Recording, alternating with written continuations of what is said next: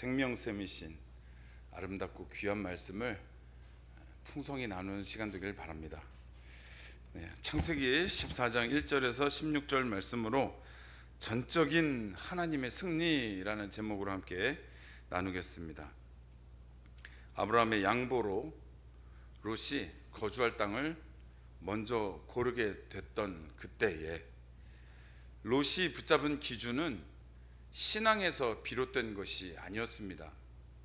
그는 과연 이 땅에 물과 풀이 풍부한가? 혹시 유사시가 되면 내가 얼른 피할 수 있는 성이 가까운가? 이런 세상적인 안목으로 정했던 거죠. 그래서 롯이 향한 곳이 어디예요? 소돔이었죠. 여러분들, 지혜에는 두 가지 지혜가 있습니다. 사람의 지혜와 하나님의 지혜입니다. 먼저 사람의 지혜는 확률의 지혜라고도 합니다. 이게 무슨 말이냐? 많은 경험들을 모아서 평균 값을 내어놓은 것입니다. 이렇게 하니까 이렇게 되더라 라는 데이터들이 쌓여서 보다 효과적이고 또 확률이 높은 방향으로 움직이도록 도와주는 지혜입니다. 이런 세상의 확률의 지혜는 보통 대부분의 경우에 매우 높은 확률로 우리에게 유익을 줍니다. 그런데 우리 인생이 뭐 뜻한 대로만 흘러간답니까? 이 확률의 지혜는 뜻밖의 변수를 만나면 아무 힘도 쓰지 못한다라는 거예요. 변수를 만나게 되면 아무 소용이 없어지는 거예요. 힘없이 무너지는 것, 변수 앞에서. 그것이 세상 사람들이 철석같이 의지하는 확률의 지혜입니다. 변수라는 건 우리의 사정을 무시하고 들이닥치기 때문입니다. 우리가 아무리 준비를 많이 해도, 아무리 대비를 많이 해도 그런 것 아랑곳 없이 무시하고 들이닥치죠. 달려듭니다. 우리가 갑자기 일어나는 사건이나 사고를 막을 수 없는 것처럼 말이죠. 하지만 하나님의 지혜는 다릅니다. 하나님의 지혜는 감히 우리가 헤아릴 수 없는 참 지혜임을 믿으십시오. 이 지혜를 고린도전서 1장 24절에서 이렇게 설명합니다. 오직 부르심을 받은 자들에게는 유대인이나 헬라인이나 그리스도는 하나님의 능력이요 하나님의 지혜니라. 아멘. 오직 부르심을 받은 자들에게는 예수 그리스도만이 지혜라고 선언하고 계십니다. 여러분들이 예전에는 어떤 지혜를 의지했는지 모르겠지만 부르심을 받은 이후부터는 오직 부르심을 받은 자들에게는 언제나 항상 늘 우리가 쫓는 지혜, 우리가 따르는 지혜는 하나님의 지혜여야 한다라고 말씀하고 있는 거예요. 그 지혜는 곧 그리스도 예수시다라고 고린도전서에서 설명해 주고 있습니다. 그러니까 이제 구원받은 이후부터는 우리 믿는 자들은 어떤 지혜를 따라야 한다고요? 하나님의 지혜를 따라야 하는 사람들이 된 거예요. 그게 싫으면 물으세요. 물으시면 됩니다. 그러나 물을 수 없어요. 이제는 싫든 좋든 우리는 하나님의 지혜를 따라야 참 지혜를 누릴 수가 있습니다. 그래서 성도는 세상의 지혜를 따를 때 그렇게 연약해질 수가 없는 거예요. 오직 그리스도를 붙잡으라 했기 때문에 그렇습니다. 반대로 성도는 오직 그리스도를 붙잡을 때 그때만큼 강력한 때가 없습니다. 그때만큼 그리스도인이 무시무시할 때가 없는 거예요. 그의 손에, 그의 가슴에 예수 그리스도의 십자가와 복음이 들려 있고, 그 복음으로 흔들리지 않고 오직 하나님의 지혜를 의지할 때, 그때만큼 그리스도인이 강력할 때가 없다라는 거예요. 청년주일 우리 18일이었죠. 그때 말씀 기억나세요? 다윗과 골리앗의 이야기였습니다. 다윗이 골리앗과 싸우겠다고 나섰는데 사울이 어떻게 합니까? 자기의 갑옷과 자기의 무기들을 입히고 건네줍니다. 다윗이 가장 강력할 때가 사울의 갑옷으로 무장했을 때였을까요? 전혀요. 아닙니다. 그가 알몸으로 나가서 겨우 손에는 문맷돌 하나 들고 나갔을 때, 그러나 그의 가슴엔 여호와의 이름을 들고 나갔을 때, 이때가 다윗이 가장 강력했던 때입니다. 아멘. 그러므로 롯의 계획 속에, 또 우리의 앞으로의 삶의 계획 속에서 참 지혜이신 하나님의 지혜가 없다라면 우리는 너무 큰 위기를 맞이하고 있는 거예요. 롯은 아브라함 산촌을 옆에서 보면서 간접적으로 하나님이 아브라함을 어떻게 돕고 계시는지를 보았어요. 그랬으면 롯도 살아계신 하나님을 보았으니 의지하면 참 좋겠는데, 롯은 사울의 갑옷을 택한 거예요. 세상의 확률의 지혜를 택한 거예요. 소돔 땅은 성경에서 소개하는 걸 보니까 마치 에덴과도 같은, 낙원 같은 곳이었다, 우리가 보기에 그렇게 소개하고 있지 않습니까?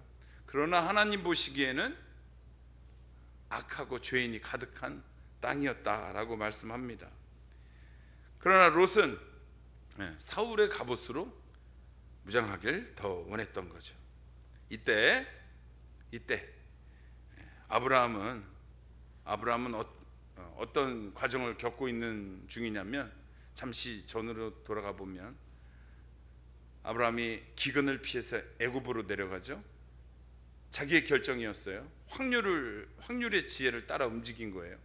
애굽으로 내려가면 풍년이 있으니, 많은 데이터들이 말해주듯이 그곳에 가면 잘 먹고 잘 살 것이다 라는 확률의 지혜를 따라 내려갔어요.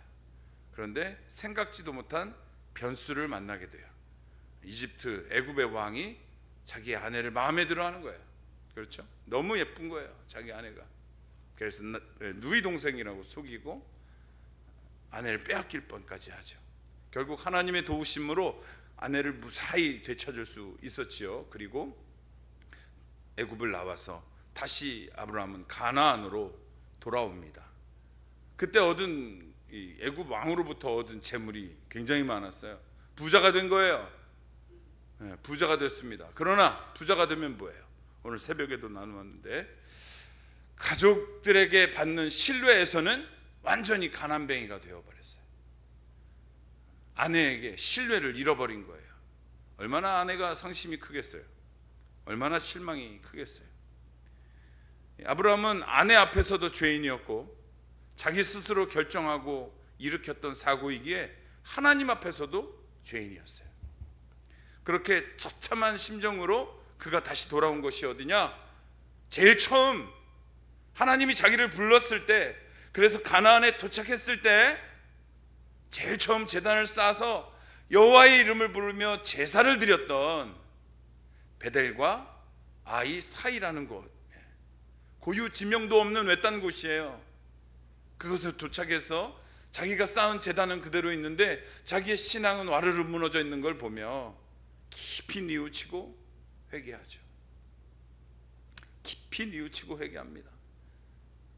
우리 여기서 참 중요해요. 뉘우치고 회개하고 그걸로 끝나면 안 되는 거죠. 뭔가 변화가 있어야 돼요. 변화가. 뉘우쳤으면 이제 다시는 그쪽으로 돌아가지 않으려는 발버둥거림이 필요하다는 거예요. 아브라함에게도 그런 변화가 필요한 상황입니다. 그때 하나님이 13장 14절부터 18절에 내일 새벽 본문입니다. 만나주세요 다시. 그리고 언약을 재확인시켜 주세요. 네가 동서남북을 돌아보아라. 보이는 모든 것을 내가 너와 네 자손에게 주리라. 네가 종으로 횡으로 걸어다녀 보아라. 두루 다녀 보아라. 네가 밟는 모든 것을 내가 너와 네 자손에게 주리라. 다시 언약을 재확인시켜 주시면서 아브라함을 위로하세요. 그러자 아브라함이 위로를 얻고 조금씩 달라지는 모습을 보여줍니다. 사고뭉치였고 우유부단했고 겁쟁이였던 아브라함, 이제 막 하나님을 알아가면서 전에 한번 이렇게 표현했던 적이 있죠. 우당탕탕 순종을 하며 하나님을 알아가던 이 아브라함이 이 하나님 앞에서 큰 죄를 짓고 아내 앞에서 큰 허물을 보인 후에 깊이 뉘우치며 하나님의 위로를 다시 받고 이 사람이 다시 일어서는데 달라지는 거예요. 뭔가 변화가 일어나는 거예요. 그 변화가 오늘 본문에서 우리가 확인할 수 있겠어요. 소돔 나라를 포함한 5개국이 서방의 5개국이죠. 동방의 4개국을 향하여 전쟁을 벌였습니다. 총 9개, 서방의 9개국이 소돔을 포함한 5개국이 동방에 있는 4개국 연합군에게 전쟁을 선포했어요. 총 9나라가 맞붙는 전쟁이라 굉장히 대규모의 전쟁입니다. 이렇게 큰 전쟁이 일어나면 병사들이 많이 죽겠죠. 매우 많이 죽겠죠. 그런데 병사만 죽을까요? 민간인 피해도 그대로 고스란히 전해지죠.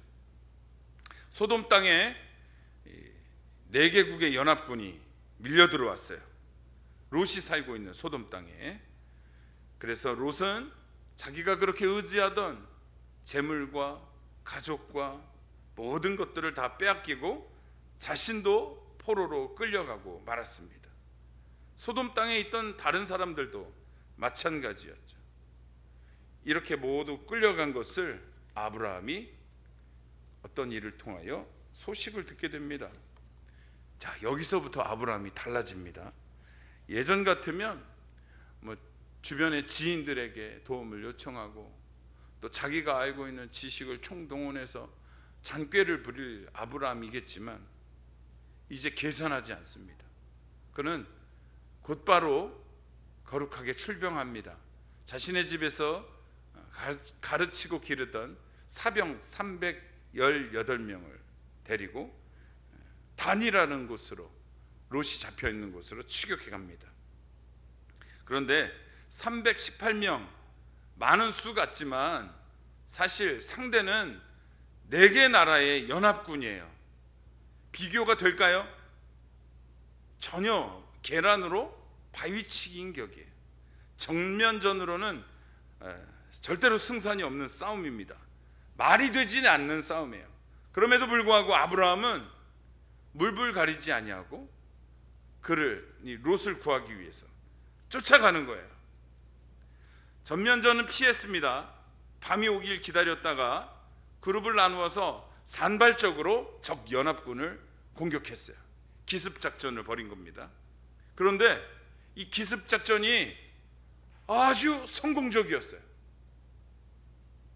말도 안 되는 병력 차이를 가지고 있음에도 불구하고 아브라함의 318명의 이 특공대가 연합군을 제압하고 롯도 데려오고 롯의 가족들도 데려오고 롯이 빼앗겼던 재물도 가져오고 또 소돔 안에 있던 그 모든 재물들도 다 되찾아오는 거예요.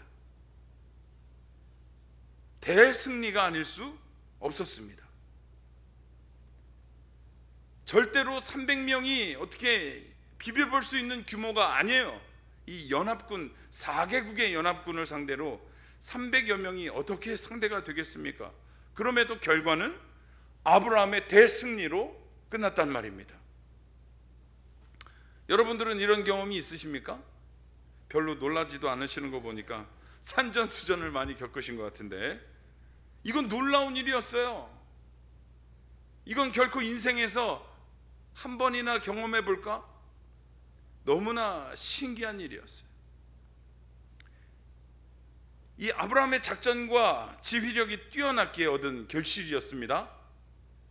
맞습니까? 아브라함이 뛰어났기 때문에 그렇죠? 아니죠. 아닙니다. 우리 잘 구별해야죠. 이번에도 하나님께서 아브라함을 구하셨기 때문에 얻을 수 있었던 승리였습니다. 하나님이 왜 아브라함을 자꾸 구하실까요? 언약을 주셨기 때문에. 그 언약을 이루어 가시기 위해서 아브라함은 자꾸만 사고를 치지만 그 뒷수습을 하나님께서 다 감당하고 계시는 거예요. 그 가운데에서 얻는 승리는 하나님의 승리임을 우리가 잘 구별해야 돼요. 내가 잠깐 착각하면 내가 잘했구나 할 수가 있는 거예요. 그러면 안 되죠. 우리는 항상 구별할 줄 알아야 돼요. 잘 되면 하나님 덕이고 안 되면, 그렇죠, 예, 내가 믿음 없는 탓이죠. 그런데 우리는 잘 되면 내 덕이고 반대로 살아가고 있지는 않은지 점검을 해보아야 합니다. 이 기습작전의 승리는 우리 성도님들이 방금 믿음으로 고백하셨듯 전적인 하나님의 승리였습니다. 아멘. 왜냐하면 이게 말씀의 근거로 선포하는 거예요. 전쟁은 하나님께 속한 것이기 때문에 그렇습니다. 다윗이 골리앗과 싸우기 전에 그는 이렇게 선언합니다. 사무엘상 17장 47절입니다. 또 여호와의 구원하심이 칼과 창에 있지 아니함을 이 무리에게 알게 하리라. 전쟁은 여호와께 속한 것인즉 그가 너희를 우리 손에 넘기시리라. 아멘. 전쟁은 여호와께 속한 것임을 다윗이 선언하고 있는 겁니다. 그리고 역대하 32장 7절은 우리가 간과하기 쉬운 것을 밝히 보여줍니다. 너희는 마음을 강하게 하며 담대히 하고 아수르 왕과 그를 따르는 온 무리로 말미암아 두려워하지 말며 놀라지 말라. 우리와 함께 하시는 이가 그와 함께 하는 자보다 크도다. 아멘. 우리와 함께 하시는 하나님이 저 연합군들의 군세보다 훨씬 더 크신 분임을 우리는 알아야 합니다. 이걸 잊지 말아야 되죠. 우리와 함께 하시는 하나님은 크신 하나님이십니다. 그럼 이제 말씀의 근거에서 다시 한번 여쭤보겠습니다. 이 아브라함의 승리는 누구의 승리입니까? 전적인 하나님의 승리인 것입니다. 아멘. 전쟁의 주관자이신 하나님께서 아브라함을 보호하셔서 말도 안 되는 싸움에서 이기게 하셨던 것입니다. 아브라함을 언약의 중심으로 세우시기 위한 하나님의 끊임없는 열심이 이번에도 작동되어졌던 것입니다. 우리는 세상을 살아가면서 참 잘 구별해야 됩니다. 다시 한번 말씀드리지만 잘 되는 것이 그냥 마냥 내가 잘 돼서 잘해서 내가 지혜로워서 잘 되는 것이 아님을 분명히 구별해야 됩니다. 이 아브라함이 모든 것을 다 찾아왔을 때 아브라함도 긴가민가 했겠죠. 내가 그렇게 작전을 잘 짰나? 내 칼이 그렇게 날카로웠나? 아니 어찌 저 많은 연합군들이 우리 318명에게 맥을 못 추나? 이렇게 모든 것들을 다 되찾아올 정도로 하며 이제 돌아오고 있는 중에 우리가 읽지 않은 본문인데요, 13장 14절부터 18절을 우리 같이 한번 읽어보겠습니다. 창세기 13장 14절부터 14장이죠. 14장 17절부터 23절까지만 함께 하겠습니다. 14장 17절부터 23절. 자, 함께 읽습니다. 아브라함이 그돌라오멜과 그와 함께한 왕들을 쳐부수고 돌아올 때에 소돔 왕이 사회 골짜기 곧 왕의 골짜기로 나와 그를 영접하였고, 살렘 왕 멜기세덱이 떡과 포도주를 가지고 나왔으니 그는 지극히 높으신 하나님의 제사장이었더라. 그가 아브라함에게 축복하여 이르되, 천지의 하나님이여 아브라함에게 복을 주옵소서. 너희 대적을 내 손에 붙이신 지극히 높으신 하나님을 10분의 1을 멜기세덱에게 주었더라. 소돔 왕이 아브라함에게 이르되, 사람은 내게 보내고 물품은 네가 가지라. 아브라함이 소돔 왕에게 이르되, 천지의 주제이시오 지극히 높으신 하나님 여호와께 내가 손을 들어 맹세하노. 23절이요. 내 말이 내가 아브라함으로 치부하게 하였다 할까 하여 내게 속한 것은 실 한 오락이나 들매끈 한 가닥도 내가 가지지 아니하리라. 아멘. 아멘. 아브라함이 이 대승리에 취해서 이게 어찌된 영문인가 고민할 때 이 소돔의 왕과 또 살렘의 왕 멜기세덱이라는 왕들이 아브라함의 승전 이후에 돌아오는 것을 영접하고 있습니다. 골짜기로 나와서 그러면서 이 아브라함의 대승리를 축하해 주는데, 멜기세덱이 하는 이야기를 잘 들어보십시오. 19절입니다. 그가 아브라함에게 축복하여 이르되, 천지의 주제이시오 지극히 높으신 하나님이여 아브라함에게 복을 주옵소서. 그리고 20절입니다. 너희 대적을 네 손에 붙이신 지극히 높으신 하나님을 찬송할지로다. 아멘. 아브라함에게 이 승리는 너의 승리가 아니야. 하나님이 저 대적을 내 손에 붙여주었기에 네가 승리를 누릴 수 있었던 거야 라며 아브라함에게 이 사실, 이 하나님의 역사하심을 제대로 밝혀주고 있는 거예요.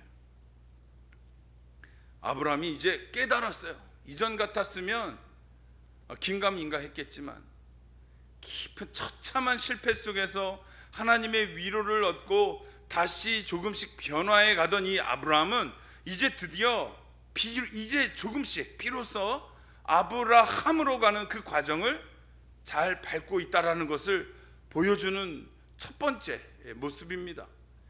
이제 이 아브라함은 멜기세덱의 이야기를 들으면서 그렇구나, 하나님이 나를 이기게 하셨구나 라는 것을 인정합니다. 받아들여요.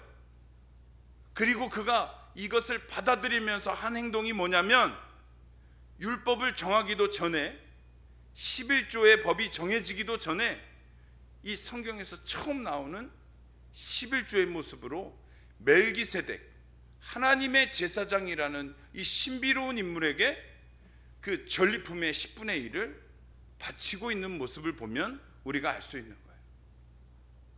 아브라함은 멜기세덱을 통해 다시 한번 확인한 거예요. 그래, 내가 이 싸움에서 이길 수 있었던 것은 내 손에 저 대적을 붙여주신 전적인 하나님의 승리였구나 라는 것을 말이죠. 그러면서 이것은, 이 전리품은 내가 얻은 것이 아닌 누가 주신 거예요? 하나님이 주신 것이라는 고백으로 이 멜기세덱에게 10분의 1을 드리는 것을 우리가 볼 수가 있겠습니다. 여기서 등장하는 멜기세덱은 참 신비로운 인물이에요. 세상 어느 누구나 아버지가 있고 족보가 있는데도 불구하고 이 멜기세덱은 족보나 그런 가족들이 전혀 등장하지 않는 인물입니다. 히브리서 7장 1절부터 3절은 멜기세덱을 이렇게 소개합니다. 이 멜기세덱은 살렘 왕이요 지극히 높으신 하나님의 제사장이라. 여러 왕을 쳐서 죽이고 돌아오는 아브라함을 만나 복을 빈 자라. 아브라함이 모든 것의 10분의 1을 그에게 나누어 주니라. 그 이름을 해석하면 먼저는 의의 왕이요 그 다음은 살렘 왕이니 곧 평강의 왕이요 아버지도 없고 어머니도 없고 족보도 없고 시작한 날도 없고 생명의 끝도 없어 하나님의 아들과 닮아서 항상 제사장으로 있느니라. 아멘. 이 멜기세덱의 설명을 들으면 누가 연상되나요, 여러분들? 예수 그리스도를 연상케 하시죠. 예, 멜기세덱은 그리스도를 참 많이 닮아 있습니다. 이 멜기세덱은 아브라함에게 분명하게 사건의 내막을 밝혀주고 있습니다. 너의 대적을 하나님이 네 손에 붙이셨어. 이것은 너의 승리가 아니야. 전적인 하나님의 승리야. 너를 하나님이 지금 붙들고 계신 거야. 너를 돕고 계신 거야. 너로 인해 언약을 세워가시려는 하나님의 열심이 있는 거야. 멜기세덱이 아브라함을 가르칩니다.